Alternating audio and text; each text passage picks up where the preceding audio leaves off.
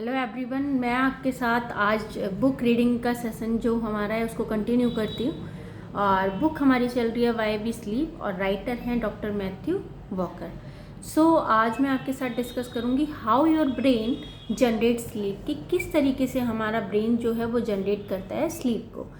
जब हम नींद की स्टार्टिंग फेज़ में होते हैं तो हम उस फर्स्ट जो हमारी नॉन रैपिड आई मूवमेंट होता है उस समय पे जब लाइट स्लीप में एंटर करते हैं, उसके बाद हमें डीप स्लीप मतलब deep non rapid eye movement sleep में जो है हम एंटर करते हैं, तो उसे हम स्लो वेव स्लीप भी कहते हैं। उसे क्या कहते हैं? स्लो वेव स्लीप भी कहते हैं। Deep non rapid eye movement sleep में जो है ब्रेन वेव की अप एंड डाउन्स जो होती हैं, क्योंकि डीप स्टेज आ गई तो उसमें जो हमारा ब्रेन है उसमें जो हमारे स्पिंडल्स हैं, जो हमारे ब्रेन की जो वेव्स हैं वो अप एंड डाउन्स जो करती हैं उनकी स्पीड काफ़ी स्लो हो जाती है comparison light non rapid eye movement की स्लीप से।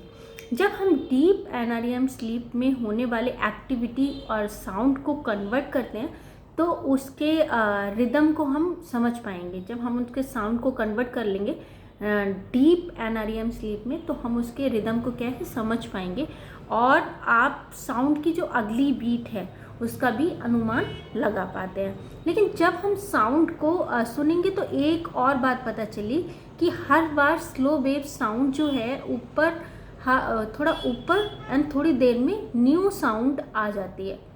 जब थोड़ा सा ऊपर जाता है तो सेकेंड स्टेज में मतलब न्यू साउंड जो है क्रिएट हो जाती है जो कुछ सेकंड तक रहती है। साउंड जो है, इस साउंड को हम क्या कहते हैं? स्लीप स्पिंडल्स कहते हैं। इस साउंड को हम क्या कहते हैं? स्लीप स्पिंडल्स कहते हैं। Sleep spindles light and deep NREM में आते हैं। Sleep spindles light non rapid eye movement में भी आते हैं और डीप रैपिड आई मूवमेंट में भी आते हैं। इसका मेन वर्क या मेन फंक्शन जो होता है वो सोल्जर की तरह उसको प्रोटेक्ट करना होता है। ये क्या करते हैं? ये एज अ सोल्जर की तरह क्या करते हैं? उसको प्रोटेक्ट करते हैं। और बाहर की जो हमारी आवाज़ें आती हैं ना, स्लीप स्पिंडल्स क्या करते हैं? उन आवाज़ों को जो है पावरफुल, जितने हमारे स्लीप स्पिंडल्स पावरफुल होंगे उतने ही वो हमें बाहर की आवाज़ों से क्या कर पाएंगे? प्रोटेक्ट कर पाएंगे। तो इसकी वजह से हम क्या होता है, थोड़ी देर के लिए स्लीप स्पिंडल्स जब आते हैं तो बाहर की आवाज़ों से हमें प्रोटेक्ट करते हैं, तो हम कॉन्शियसनेस को थोड़े टाइम के लिए खो देते हैं। तो बल्कि इससे क्या होता है, हमारे कॉर्टेक्स जो हमारा ब्रेन का कॉर्टेक्स है उसको रिलैक्स करने का टाइम मिल जाता है। हमारे ब्रेन की कॉर्टेक्स को क्या होता है? रिलैक्स करने का टाइम मिल जाता है। और हम इंसान की स्लो वेव जो है, slow wave non rapid eye movement sleep को कोरियर वाले की तरह, जैसे slow wave non rapid eye movement sleep जो है उसको हम किसकी तरह समझ सकते हैं? As a courier boy.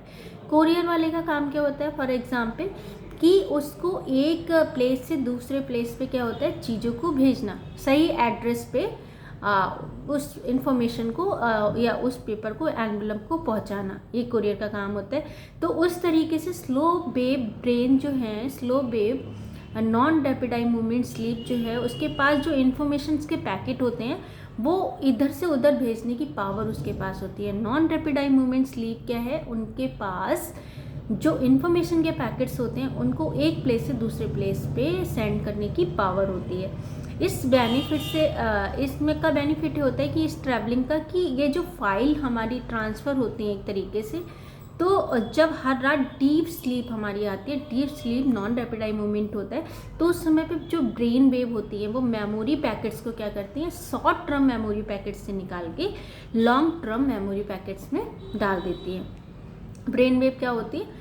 Short term memory packet से निकाल के लॉन्ग टर्म मेमोरी पैकेट्स में डाल देती है, स्टोरेज साइट पे ले जाती हैं और एक ऐसी लोकेशन पे इसे परमानेंटली सेव कर देती हैं। इसीलिए हम लोग कहते हैं कि सोते समय हमें ऐसी बात सोचनी चाहिए जो पॉजिटिव हो, जो नेगेटिव इम्पैक्ट हमारे माइंड पे ना डाले, क्योंकि जो इन्फॉर्मेशन आप सोते समय सोचेंगे, जो अपने माइंड में डालेंगे, वो कहीं शॉर्ट टर्म जो इन्फॉर्मेशन है उसको लॉन्ग टर्म में परमानेंटली शिफ्ट कर दिया जाता है उस फाइल को। इसीलिए सोते समय आप अच्छा सोच के सोएं ताकि आपके ब्रेन को अच्छी इन्फॉर्मेशन मिले और अच्छी इन्फॉर्मेशन, आपकी फाइल अच्छी इन्फॉर्मेशन के साथ क्या हो पाए? वहाँ पे लोकेट हो पाए।